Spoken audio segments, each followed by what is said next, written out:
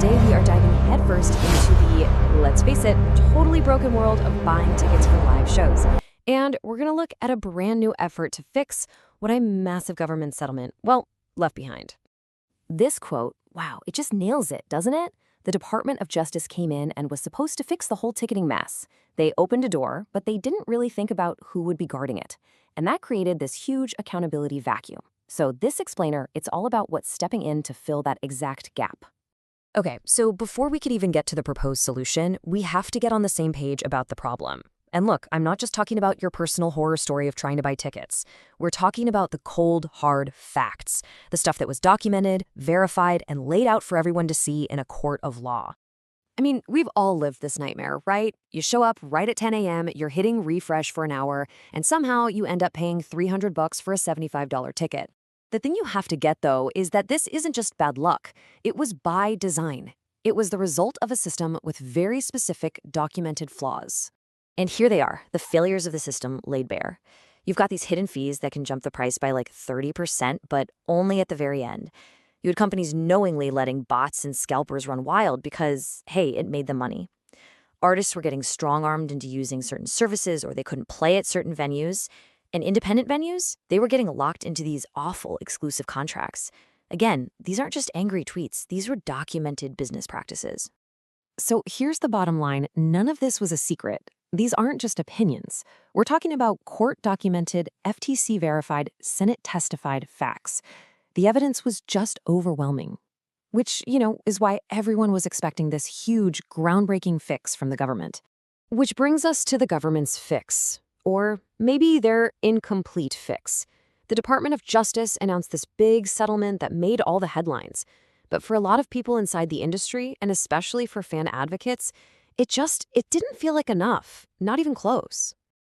So the big number they threw around was $280 million.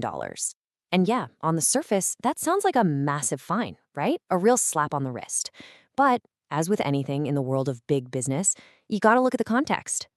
And here's the context. That $280 million fine, for them, that's about 4 days of revenue. 4 days. Suddenly, it doesn't look like a punishment anymore, does it? It just looks like a cost of doing business.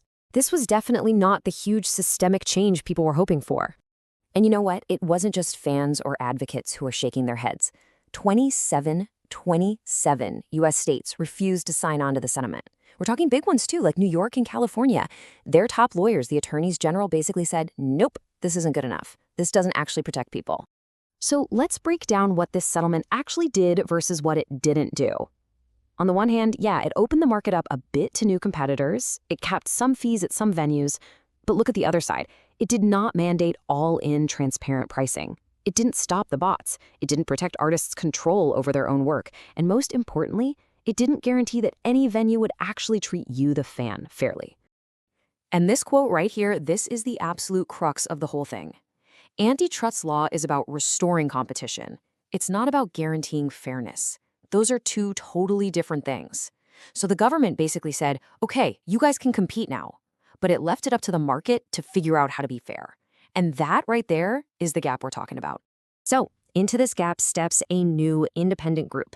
They saw what the government settlement was missing, and they decided to build that accountability layer themselves. They're introducing a new standard called Front Row Certified.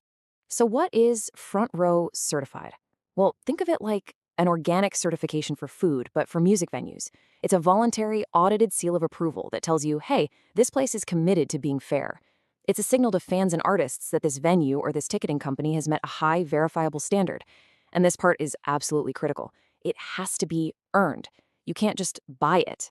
So how do you learn it? Well, anyone who applies has to pass a pretty tough audit based on these 5 pillars. And if these look familiar, they should. Number 1, price transparency. You see the full price up front. 2, real protection against bots and scalpers. 3, artist autonomy, so they actually control their own sales. 4, non-exclusive ticketing, so venues aren't trapped. And 5, a resale policy that's actually for fans, not scalpers. These directly attack every single one of those court-documented problems we talked about. Okay, but let's be real. Building and maintaining a system like this, an independent, audited system to create trust, that costs money. It's not free. Which brings us to the big question. How is this whole accountability thing funded? What's the business model? And it's a completely fair question to ask, right?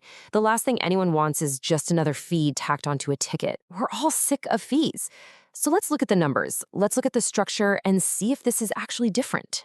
All right, so here's how it works. There's an application fee, and it's tiered. A small club with a capacity under 2,500 people pays way less than the giant arena. That seems fair. But the most important part isn't the amount. It's what that money is actually for. And this right here is the absolute key to the whole thing. You are not paying for the certification. The fee pays for the audit. It covers the cost of the independent investigative work required to see if a venue or platform actually meets the standard. Payment doesn't guarantee you pass. Think about it. Whether you pass or fail, the work still has to be done. That's what the fee covers, and that's what keeps the whole thing legitimate. Yeah, this really sums it up. A certification that costs nothing to run is worth, well, nothing. For this seal to actually mean something, for it to build real trust, the process behind it has to be serious. It has to be independent. And that cost? That's what ensures the audit has real teeth. And to make sure it stays legitimate, look at who's on the governing board. It's not just one group running the show. You have a seat for an insurance partner, an independent platform, an artist advocate, and a fan advocate. It's a multi-stakeholder board designed specifically so that no single interest can take over and corrupt the standard. This is also a really interesting and important detail. The whole thing is set up as a for-profit LLC, like a standards body, not a nonprofit. Why? Because it allows them to be completely self-funded. They're not chasing grants or taking donations from companies who might have, an agenda. It's all about independence. And that brings us full circle, right back to where we started. The government settlement kicked open a door. Front Row Certified is meant to be the one standing there, deciding who actually deserves to walk through it. It's the quality control this new, open market desperately needs. So, the standard is here. The model seems transparent.